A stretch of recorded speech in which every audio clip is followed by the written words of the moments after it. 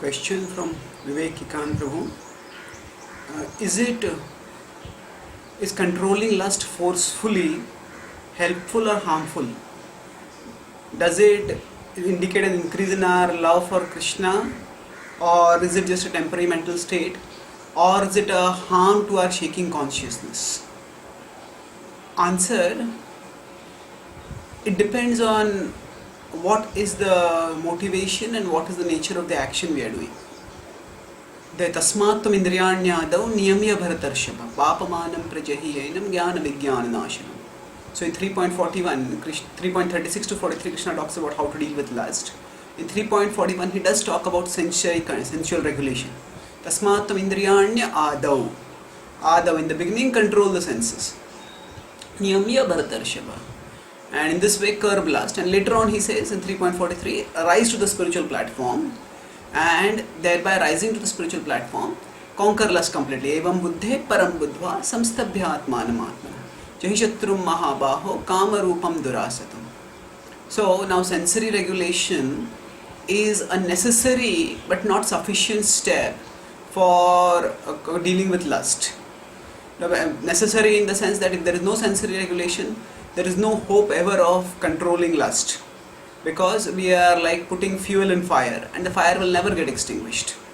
So now sensory regulation itself, what level of sensory regulation one can have will depend on person to person. That's why there is brahmachari ashram, there is grahastha ashram, and like that there are multiple standards, and each of us according to our nature can decide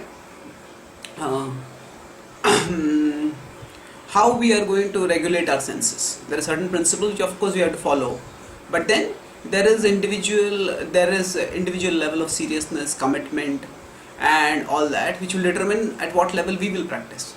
So now, as I said, sensory regulation is necessary, but it is not sufficient. Not sufficient because when we are all by nature pleasure seeking. So if we just cut off sensory pleasure, then naturally we feel deprived, and that sense of deprivation can make us feel either irritable, or we will try to find some substitute pleasure for that deprivation of the pleasure that is coming from lust. And that can come in many ways, but two major ways can be: one is can come as anger.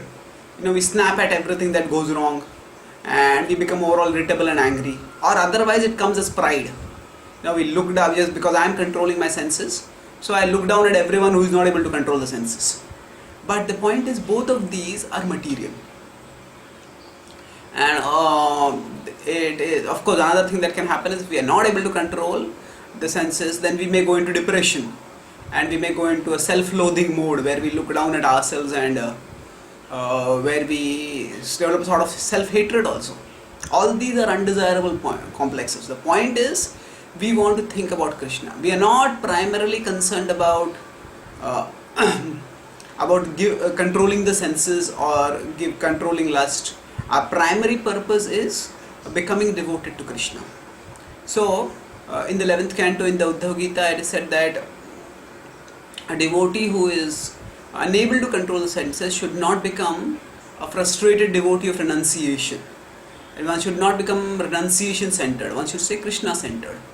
So essentially our focus should be on trying to increase our devotional activities as much as possible, and it should be focused on trying to connect with Krishna more and more, and that should be our primary endeavor. And if we are able to control the senses, well and good. If we find that there are some lapses, then as soon as we realize that what we have done is wrong, we shake ourselves, we get up and start moving again. So if we dwell too much on the lapses, then we are more guilt conscious, or more will become more depressed. All those complexes will happen. So the important point is to stay connected with Krishna, because it is not our willpower alone that is going to cure lust. It is our devotion to Krishna that is ultimately going to cure lust. So now, regarding whether our controlling lust forcefully, what is it? It depends on how we are doing it. If we are just by a sheer act of will saying no, that will at best be a temporary mental state. At other times it can become negative also, in the sense that, as I said, it will lead to other anarthas, and of course it can lead to other complications also. So we may have to say no when especially the mind gets agitated and we get provoked by sense objects, but immediately following that no should be a yes. That means we chant Krishna's names, or we absorb ourselves in some devotional activities, and by absorbing ourselves in some devotional activity, some form of constructive activity. So we should ourselves make a list of activities that we can do, which we can relatively easily absorb ourselves in, constructive activities in service to Krishna. And then when we do that, then every time the negative agitation of lust becomes a spur for positive absorption in Krishna. And that positive absorption in Krishna is definitely a sign of our increase, of our progress towards Krishna, of our increased devotion to Krishna. So don't be focused on, we shouldn't be focused on just controlling lust forcefully or otherwise. Certainly some amount of force in terms of willpower is required, but the willpower can be initially for giving up the negative, but essentially the willpower needs to be on connecting with the positive, on connecting with Krishna. And if we stay connected with Krishna like this, then definitely we will be going closer and closer to Krishna, and gradually the agitation because of lust will become lesser and lesser. Thank you. Hare Krishna.